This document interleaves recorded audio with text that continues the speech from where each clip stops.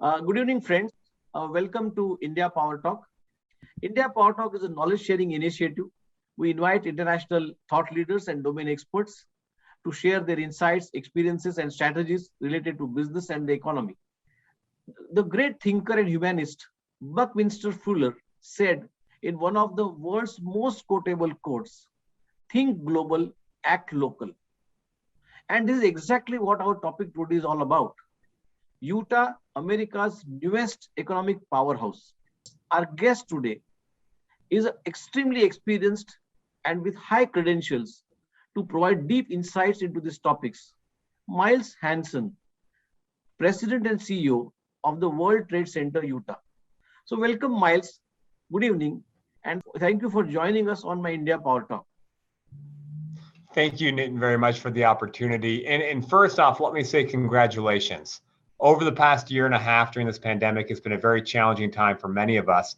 But as we've seen, we've all had to figure out how to adapt and innovate and overcome. And I think India Power Talks is a great example how you were able to take, despite the challenges of the pandemic, see that there would be a need for these types of virtual interactions. And here I am in the morning in Salt Lake City. You are in New Delhi in the evening time. And we have an opportunity to engage, to learn from each other. And you're creating this great content for your audience. And so again, congratulations. Thank you for the opportunity. I talked to Ron Gunnell yesterday, who you've had on, and Franz Kolb is a good friend of mine. So I'd encourage anybody, if they have missed, if they haven't seen your session with Ron and Franz, go and check that out, because they're going to have great perspectives on Utah and the United States as well. But anyways, thank you, Nitin, very much for the opportunity.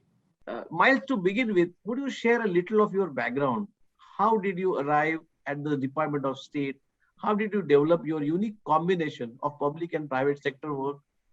And so I grew up in Utah. I had very little international experience. I'd been to, I think, Victoria, British Columbia, right across the border of Washington State into Canada, and Tijuana, just across the border from San Diego and Mexico. But otherwise, no international experience. I finished high school, and I chose to serve as a missionary for my church. And I got asked to go to Russia. And so I went to St. Petersburg, Russia as an 18-year-old, spent 2 years, learned Russian, had this incredible international experience. That was really my first time in another culture, in another environment. I felt like I was totally unprepared. But when I got there, and after 2 years, you kind of figure things out. You gain a very deep appreciation for other countries and cultures. I developed this language ability with Russian. So I came back, studied university here in Utah. I ended up studying international relations, and I got asked, I had to do an international internship, and there was a girl that I kind of liked, and she was going to do an internship in Geneva, Switzerland. And so I said, that sounds like a lot of fun. I probably want to do the same program. Lo and behold, they didn't find me an internship in Switzerland, but they found one for me in Kyrgyzstan. And so I went and I spent several months living and working in Kyrgyzstan. And then I traveled elsewhere in Central Asia. And that really was my first experience in Muslim countries. And this was a few years after 9/11. And what I experienced was so different from what I'd seen on the news. So I came back to Brigham Young University, started studying Farsi. That took me back to Tajikistan to do a year-long Farsi program. And then from there, ended up going to graduate school in Washington, D.C. And I did a program where the State Department paid for my graduate school in exchange for a service commitment. And so you see this very direct line from being from Utah, living in Russia for 2 years, doing these internships, and then developing these language skills, initially Russian and Farsi. And that took me to the State Department, where I had an opportunity to work on Iran for several years, from Dubai and Armenia. And I spent some time in Washington, D.C. doing some counterterrorism work, back in Saudi Arabia, learned a little Arabic on the way, and then ultimately back working at the White House on Middle East issues before I came back here to Utah to work at World Trade Center, Utah. Great. What a fascinating journey, Miles. Truly fascinating. Utah occupies a special position as one of the most economically successful U.S. states.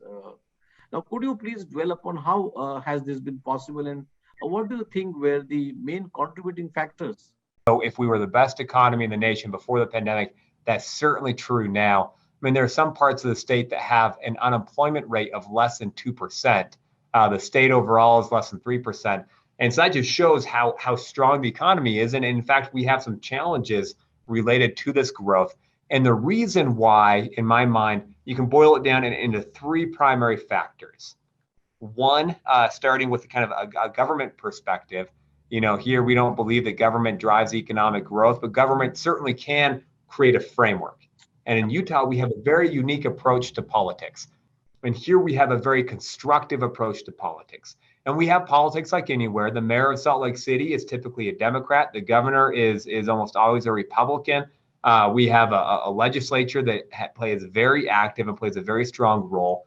And so you get the same political process. But what I've noticed is as policies go through this political process, the policies that come out are almost always better than what either side started with. So you see this constructive political environment. And what that allows us to do is to be very pragmatic, to solve problems, to create this framework of collaboration in which the private sector can really thrive. Another one is we have just an incredible innovative workforce. We have the youngest workforce anywhere in the country.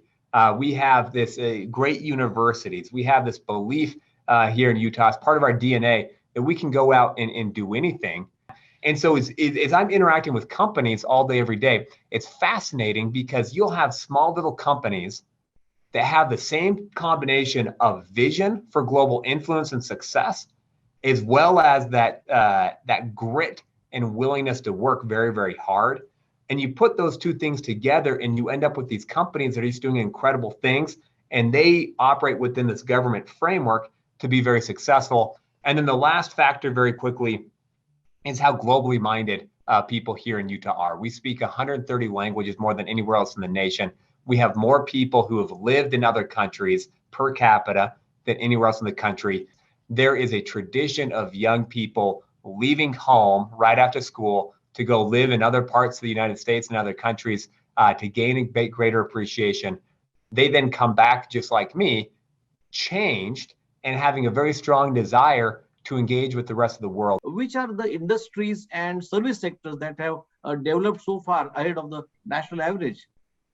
Yep, that's right. It's interesting. And if you look back 30 or 40 years, Utah's economy was very much dominated by extracting natural resources. But now we have the most diversified economy in the United States. And so what that means is we are succeeding in virtually every industry, very diverse economy, but just a few key are aerospace and defense. We also have a very, very strong healthcare innovation or life science industry. The third that I'll mention is software and IT. And then finally, I'll mention last, just a great collection of consumer product companies. Could you please talk about the World Trade Center, Utah, and its activities? And I'm more curious to know, Miles, from you, because I know WTC is very active, and under your leadership, it has been doing a lot of stuff these days. Yeah, so World Trade Center Utah is a private organization. We are one of 330 World Trade Centers all around the world. And in fact, we've done quite a bit of work with World Trade Center Mumbai, which is our partner organization. And so we, as a World Trade Center, we exist to try to, the tagline is to make doing business around the world as easy as it is to do it across the street. And so we work hard at building this great global network and great expertise with our partners around the world.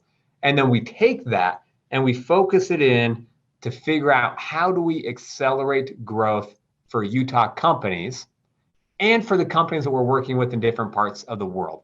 Again, our purpose is to help companies increase their international sales, attract investment where that's helpful. And then in the process, we're just out there helping our partners around the world recognize Utah as a global hub for trade and investment and international business. How does the World Trade Center Utah maintains its global connections, A? And B, what are your future plans, if I may ask you? Yeah, absolutely. So we are constantly interacting with our partners across the state of Utah and around the world. And as we're doing that, we are very, very deliberate to say we need to be building partnerships. For a partnership to work, it has to be mutually beneficial. It has to be grounded on action and activity. This benefits both sides. And it's just a standard networking process. But we want to make sure we have very strong networks with our partners around the world. And we do that by making sure that, we are very active in engaging with our partners and potential partners, and B, that they can trust us as an organization that is focused on action and generating value for both sides. Miles, you recently held a virtual trade mission with the World Trade Center, Mumbai, I guess, where you connected more than 100 Utah companies to potential partners, Indian partners. You connected them with Indian government officials, economic experts. I mean, if I may ask you, what impressions do you have about economic opportunity, and how do you plan to move forward in the coming months, and maybe or in the years, to build a stronger trade and investment ties between India and Utah, and you can be as critical as possible. First off, India is such a tremendous country, so much human capital, such a large market, and it is growing very, very quickly. And there's no question about that. And that India's time to be a global leader, particularly on economic issues, is arriving, and maybe in some ways has arrived. And so as I sit back from the World Trade Center Utah perspective, what that means to me is that we have to be focusing in on really understanding the Indian market, building out our network of partners there, helping to communicate that to our Utah companies. I think typically in the past, when you talk to many Utah companies about India, and they recognize the potential, but there are a lot of regulatory issues. It can be difficult bureaucratically. You have some corruption issues that have been in different parts of India in the past, and a market that in many ways is fragmented. And so for a company here that is looking at the Indian market, it can be challenging. It can be a little scary. There can be a lot of obstacles. And what I view our role is to really make sure that we understand that market so that we can help reduce the obstacles for Utah companies, either to sell into the Indian market, to produce in India, to sell in India, to produce in India, to sell elsewhere in the region or around the world. And so you mentioned very briefly, wrapping up, the virtual trade mission to India that we did last summer.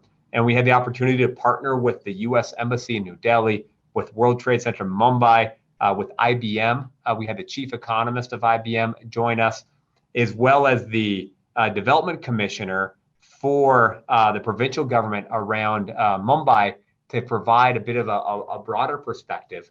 But it was so important to have these different perspectives from a U.S. embassy perspective, from a World Trade Center perspective, a provincial government perspective, and then this great IBM, a great global company perspective. And we used all of that to help our Utah companies gain a deeper appreciation about how to do business in India. And then following that, we had many people who wanted to follow up, have additional conversations, companies that are now pursuing business opportunities. And I see that trend continuing and accelerating, which is why us connecting is so important, and why this is going to be an area of focus moving forward for World Trade Center Utah. India is the home of a lot of family companies, a lot of startups, a lot of small companies. How do you think? How do you really think that the state of Utah, or the businesses from the state of Utah, and we in India could help them grow, or help them collaborate with each other? If, in any country, startups and family businesses are often the backbone of the economy. And what we find is they typically start as being, local companies, but then over time they grow. And after a while, they can become some of the largest, most influential businesses, and again, continue to be the bedrock of the economy, not just a small, but then they go to medium and then very large multinational corporations. They all can be, family businesses.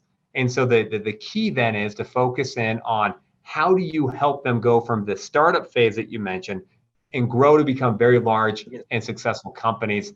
And so what we have found in Utah, is we're working with our companies here, but also with companies elsewhere, is these family-owned businesses and these startups often have very similar values. They want to grow, they want to succeed, they want to innovate, They are lean and they are hungry and they are highly motivated. And so the challenge is oftentimes they are so focused on getting the business going and focusing on that business that sometimes it's hard for them to take a step back and look at the bigger picture Yeah. to try to see, Right. greater market opportunities. And that's what we find ourselves doing a lot, is saying, hey, to the business owner, you're working so hard to make it work. It's like you're doing 5 different jobs and you're working around the clock and you're trying to make payroll. Let us come in and just spend a little bit of time understanding your business. You keep focusing on growing your business, but let us go and try to find some market opportunities. Let us go in a very low cost or distraction to the business, help you put together a market entry strategy, and then let us go and line up some meetings to see if we can't help you break into another market. And what we find in the United States, and I'm confident it's true around the world, is that companies that are engaging in international trade grow faster, Yes. create jobs quicker. If anybody who's listening is interested in learning more about what we do, they can go to our website, wtcutah.com. We've got some great information there. I cannot possibly leave you without asking you to dwell upon the withdrawal of international coalition forces from Afghanistan. And this situation is, I guess, very fluid and worrying. And as an expert and with the experience in the region, how do you see things unfolding? And secondly, what do you think international community needs to do to achieve some degree of stability? And I'm asking you this question because you have a terrific experience of that region. Yeah, thank you. Thank you for the question. It's such a difficult issue. I know people all around the world have had a wide range of emotions over the past few months as we've seen this incredible human tragedy and national security failure taking place in Afghanistan. And it makes me think back to the time that I spent a little bit of time in Afghanistan. My wife and I were living in Dushanbe, Tajikistan, studying Farsi as students, and we wanted to go get some firsthand experience in the country before I knew that I would be working as a policy maker and as a diplomat, and that Afghanistan would be part of the issue set that I was working on. And so we traveled across the northern part of the country and just had an incredible experience. And so my heart has really been breaking over the past couple of months as I think back to the wonderful people that we had the opportunity to interact with. I have been deeply critical of the Biden administration because they have framed this as an issue of either we stay in Afghanistan forever or things play out the way they have over the past few months, which is a false choice that completely rejects the common sense approach to having a very simple plan, but a focused plan to manage a transition that would give the Afghan government the greatest opportunity to thrive, as well as making sure that we could have avoided this just absolutely heart-wrenching human tragedy that's unfolded over the past few weeks. And the way that this should have happened is not that difficult. It's like, okay, if you want to end the combat role, first off, you need to get all the heavy equipment out. I've seen reports that talk about $80 billion, a billion with a B, of equipment that the United States has left in Afghanistan and now the Taliban has control over, very sophisticated equipment. So the plan should have been get the equipment out first, get the civilians out, both American citizens, enable other countries, India included, to get their citizens out, and then to make sure that we fulfill our moral obligation to the Afghans that worked with us for 20 years and now are in extreme danger. You get the civilians out first, and then after you've accomplished that, then you figure out how do you support the Afghan army through a period of transition to then pull out. Miles, this has been fascinating talk, and I really sincerely thank you for your valuable time early morning today, your time, and spending so much time to elaborate the issues. Now, would you like to make any closing comments, Miles? I just like to say thank you to you. You are a great example of the way that we can build bridges of friendship, of partnership, of communication, sharing knowledge between partners. And here we are. If you think about a globe right now, and this has become we're all used to doing Zoom calls and everything, but just take a second to think about the fact that we are literally on opposite sides of the earth right now, having this very comfortable, natural conversation, and that you are going to send this out to all of your closest friends that are viewers and listeners to your India Power Talk series. And that's just incredible. And you have built these bridges of information flows and partnership and friendship. And that then creates so much opportunity for us to work together, for people who listen in to connect with us. And as we share this with our network, for our companies to connect with you and others.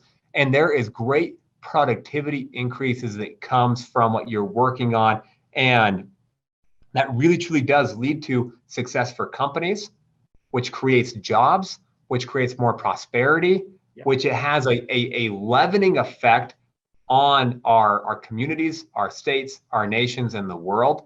And so what you're doing is so important. So it's just been an honor to spend some time with you. So grateful for the opportunity to connect. And I look forward to this just being, the first chapter of an active partnership where we can go and try to take this conversation and facilitate positive action that wouldn't have occurred had we not had the chance to meet and spend some time together today.